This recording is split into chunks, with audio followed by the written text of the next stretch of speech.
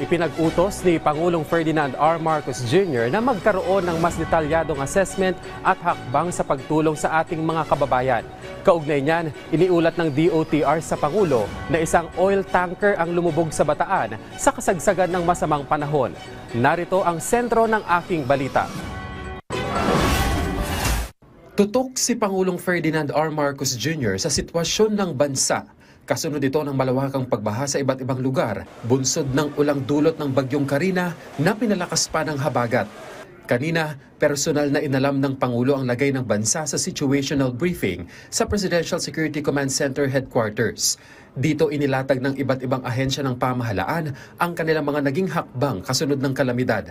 Pero sa direktiba ng Pangulo, inatasan niya ang mga government agency na magkaroon ng mas detalyadong assessment ng sitwasyon sa buong bansa. Mahalagaan niya ito para malaman ng pamahalaan kung ano-anong mga tulong ang dapat ibigay, lalo na kung saan dapat prioridad na i-deploy ang naturang mga tulong. What we need to know now is what is the situation then. May tubig pa ba? Pwede ba natin ipasok? Kailangan ba natin maglinis ng putik? Ano bang what we need to ascertain now is what is the situation as of this morning and where do we go? Where do we send our people? Where do we send our equipment? That's what we need. What we need to define to decide now. You know, it's not only nandito tayo sa NCR, but it's not NCR only. It's Region 3, Calabarzon 4A. So kailangan natin tignan. Where are we have to make an assessment as to where are the areas that should be prioritized. Pinatututukan din ng punong ehekutibo ang mga infrastruktura gaya ng floodgates, pumping station at ilang mga tulay na nasira dahil sa pagragasa ng baha bunsod ng bagyo. What we need to know is not what's required but can we use it or not. Yun na lang muna. Yun na lang muna. Oo, kung magamit o hindi.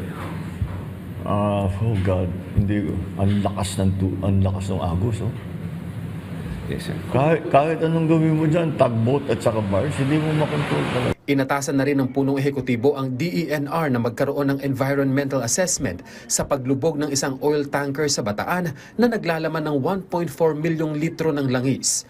Nais ng Pangulo, agarang maiwasan ang oil spill. Hopefully, we can catch it before landfall, but with the seas being so malaking alon malaking dagat ngayon Yung the Coast Guard was reporting 3-4 meters high na alon.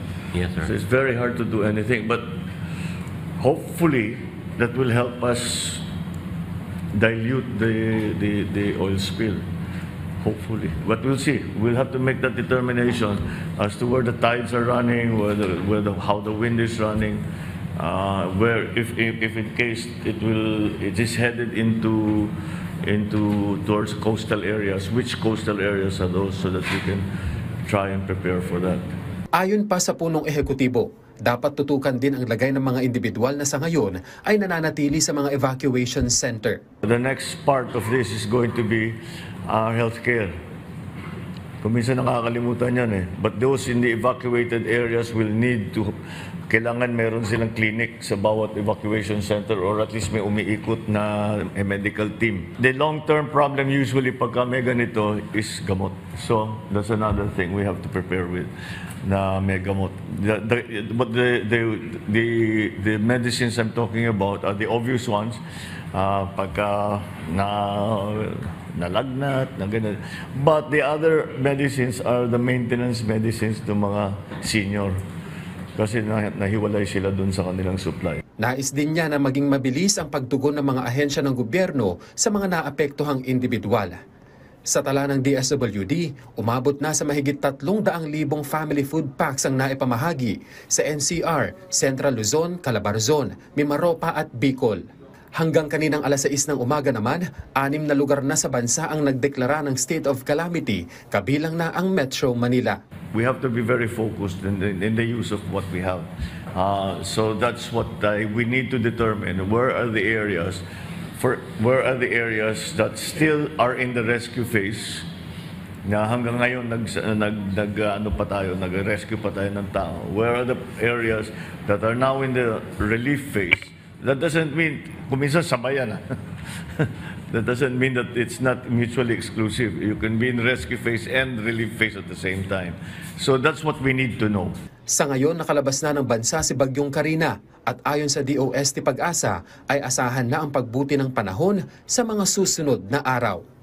Kenneth Pasyente para sa Pambansang TV sa Bagong Pilipinas.